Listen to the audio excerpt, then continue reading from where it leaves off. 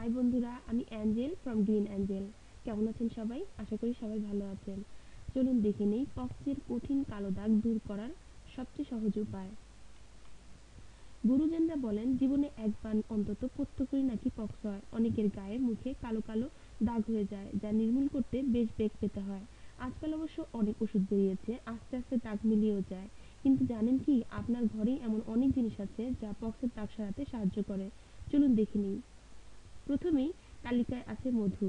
প্রাকৃতিক ময়শ্চারাইজার রয়েছে মধুতে। আপনার ত্বকের উজ্জ্বলতা বাড়ানোর পাশাপাশি যে কোনো রকম দাগ ছোপ তুলতে মধুর জুড়ি নেই। সঙ্গে একটু ওটস রাখুন। ওটস আর মধুর পেস্ট বানিয়ে পক্সের দাগের উপর লাগান। হালকা করে জায়গা ঘষে নিন, ব্যাস। ৮ ঘন্টা আর ওদিকে তাকাবেন না। ৮ ঘন্টা পর পানি দিয়ে ধুয়ে ফেলুন।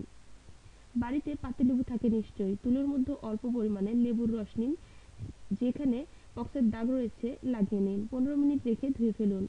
ডাবের পানিতে প্রচুর মিনারেল রয়েছে, সরাসরি দাগের উপর লাগিয়ে নিন, আর হাতে নাতে ফল পাবেন।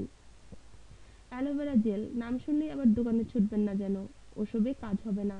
অ্যালোভেরা পাতা কেটে জেল বের করুন, পক্সের দাগ লাগিয়ে হালকা ঘষুন।